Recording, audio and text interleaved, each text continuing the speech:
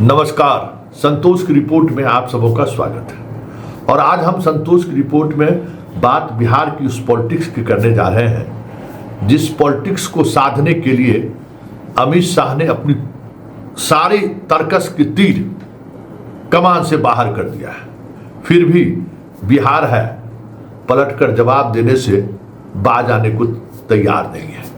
मतलब सोच नहीं सकते हैं कि शाह सपने में भी नहीं सोचे होंगे कि जब सामने में बैठाकर सभी लोगों से एक साथ हमने ट्वीट करवा दिया कि किसको क्या सीटें मिली है, और उसके बावजूद भी बगावत के स्वर उभर रहे हैं। क्या है इस बिहार की मिट्टी में भाई। जीतन राम मांझी पटना से दिल्ली के लिए चले तो कह दिए कि अब कुछ भी होगा हम तो भाई मोदी जी को छोड़ने वाले नहीं है। पटना पहुंचे, कह दिए कि 6 घर मिला, कोई बात नहीं है। लेकिन जैसे ही पीटीआई का लोगो लगा उन्होंने कह दिया कि नुकसान होगा और उस नुकसान के लिए एनडीए को तैयार रहना होगा। आज खुद उसी तरीके से अगर उपेंद्र कुशवाहा के सोशल पेज को अगर आप गौर करिए, उन्होंने भी वही सौहार्दपूर्ण बंटवारे को लेकर ट्वीट किया। फिर 4 घंटे बाद अपने कार्यकर्ताओं को मनोबल बनाए रखने के लिए एक ट्वीट किया कि कुछ परिस्थिति होती है, समझौता करना पड़ता है, कुछ चीज़ें ऐसी हैं जो पर्दे के पीछे चल रही हैं। आप हमारे लाखों समर्थकों के घर में आज भोजन नहीं बना होगा, सभी लोग तनाव में होंगे, ये बात हम समझ रहे हैं। लेकिन कभी कुछ स्थिति ऐसी होती है कि हमें ना चाहते हुए भी खड़ा होना पड़ता है। लेकिन आज सुबह सुबह उन्होंने जो ट्वीट किया है, ये ट्वीट आज बादलों ने फिर साजिश की। कौन है वो साजिश करता? जहां मेरा घर था वहीं बारिश की। मतलब जो साजिश करता है वो इनके जो सबसे प्राइम सीट है उसी पर हमला कर दिया है।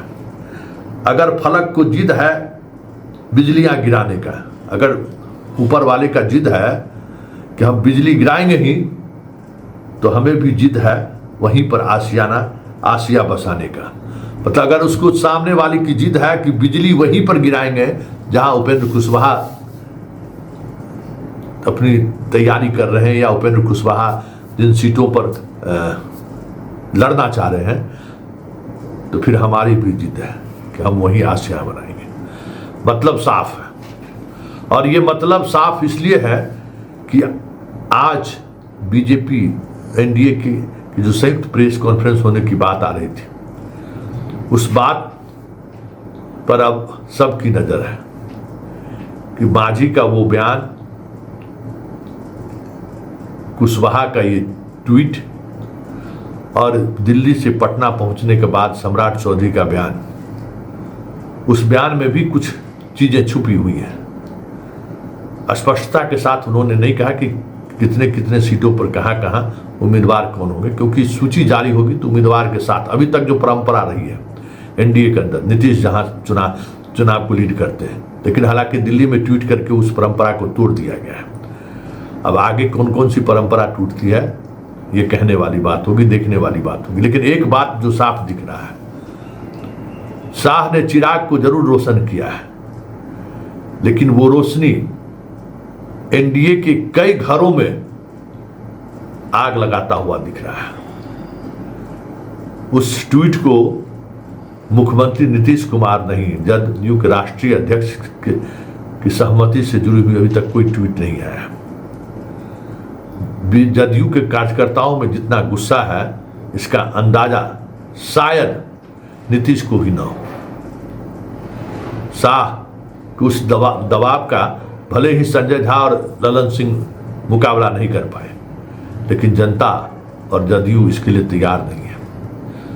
पटना के कुर्मी समाज से जुड़े हुए सोशल साइट पर अगर आप गौर करिएगा ना, तो एक से एक आक्रोश भरा पोस्ट सामने आ रहा है कि इस बार छोड़ना नहीं है। ये सारी कवायद उसी की तरफ है जहां दिखा रहा है कि बिहार को रचने वाले, अपने तरीके से बिहार को एक अलग दिशा देने वाले जो लोग खड़े हैं, जो लोग दिमाग लगा रहे हैं, ये बिहार है। पलक झपकते चीज़ें बदलते देर नहीं लगती है। इसलिए उपेंद्र कुशवाहा का यह ट्वीट संकेत है कि एनडीए में ऑल इज वेल नहीं है, क्योंकि 29 सीट देकर बीजेपी भले 130 सीट पर लड़ने की बात सोच रही है, लेकिन इसका इम्पैक्ट बाकी जो सीटें हैं 113 सीट वाले जो लोग हैं उनके अंदर क्या चल रहा है या उनके अंदर क्या परिस्थिति बन रही है, इसका अंदाजा शायद भाप नहीं पा रहे हैं शाह और मोदी। और ये देख एक बात समझिए, बिहार महाराष्ट्र नहीं है। कोशिश महाराष्ट्र बनाने की जरूर हो रही है, लेकिन बिहार में नेता नहीं चुनाव लड़ता है, जनता चुनाव लड़ती है। कई बार ऐसे मसले आए हैं जहां जनता खुद चुनाव लड़ने के लिए मैदान में उतर आई है। वो उस वक्त वो उम्मीदवार नहीं देखता है, पार्टी नहीं देखता है, किसी को हराना है तो किसी भी हद तक चला जाता है। और यहाँ के लोग तो कहे ना कि मुखिया चुनाव में पैसा संसाधनों का इस्तेमाल करके चुनाव जीतने वाले को भी बुरी तरह से लोग हराते रहे। करोड़ों रुपया खर्च करने वाले मुखिया प्रत्याशी को भी लोग हराते रहे। एक गरीब आदमी को, फटेहाल आदमी को सामने खड़ा कर उसको हराता रहा।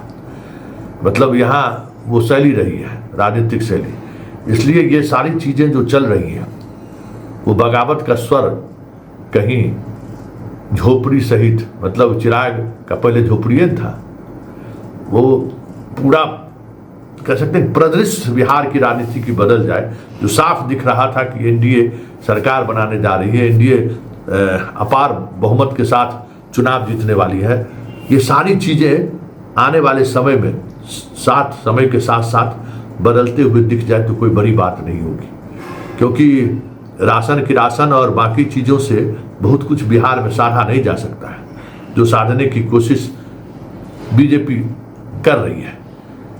अगर उपेंद्र कुशवाहा छिटके इस बार बहुत खेला हो जाएगा, और वो खेला एक अलग तरीके का खेल होगा, और वो खेल एक अलग तरीके के परेशानी का सबब बनकर सामने टूट पड़ता है। कुशवाहा नेताओं को बीजेपी भले साध रही है, उन नेताओं के सहारे कुशवाहा वोटर को साधना बहुत मुश्किल है, क्योंकि कुशवाहा वोटर भी कई जगहों पर कई तरह से चीज़ों को देख रहे हैं। उनको पता है कि उपेंद्र कुशवाहा को हराने के पीछे कौन है।